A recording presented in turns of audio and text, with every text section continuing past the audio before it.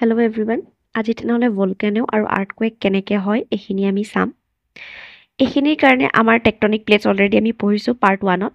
Tectonic plates movement 3 টাইপছত থাকে। এটা থাকে divergent.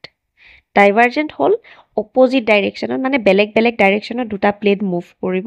Similarly convergent and transform. কনভাৰ্জেণ্টত কি হ'ব, ছেইম ডাইৰেকশ্যনত মুভ কৰিব। ট্ৰান্সফৰ্মত কি কৰিব, এনেকুৱা ধৰণে যোনটো পিকচাৰত দিয়া আছে তেনেকুৱা ধৰণে মুভ কৰিব।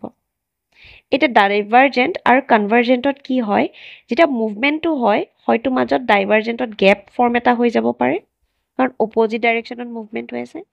নাইবা কনভাৰ্জেণ্টত কি হ'ব, এটা লেণ্ডৰ তলত এনেকৈ এটা লেণ্ড সোমাই যাব পাৰে। তেতিয়া কি হ'ব, এই গেপবোৰ যে ফৰ্ম হৈ যায় মাজত, তেতিয়া এই আমাৰ মেণ্টেলৰ পৰা মল্টেন ষ্টেটত থকা সেই লাভাখিনি ওলাই আহিব পাৰে, আৰু সেইটোকে আমি ভলকেনো বুলি কওঁ।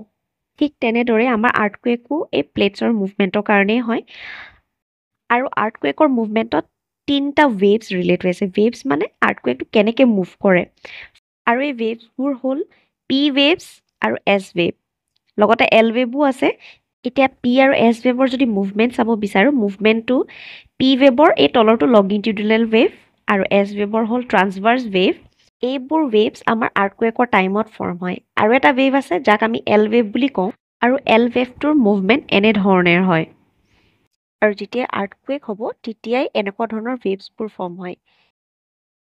এতিয়া আমি আৰ্থকুৱেকৰ এই পিকচাৰখন যদি চাওঁ, আৰ্থকুৱেকটো য'ৰ পৰা ষ্টাৰ্ট হয় একেবাৰে ভিতৰৰ পৰা, সেইটোক আমি ফ'কাছ বুলি কওঁ।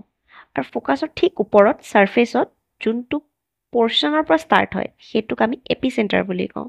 আৰু এই এপি চেণ্টাৰটোৱেই হ'ল মেইন পইণ্ট, য'ৰ পৰা আমাৰ গোটেই আৰ্থকুৱেকটো ষ্টাৰ্ট হৈ পেলাই বিয়পি যায়। আজিলৈ ইমানেই, নেক্সট ক্লাছত লগ পাম।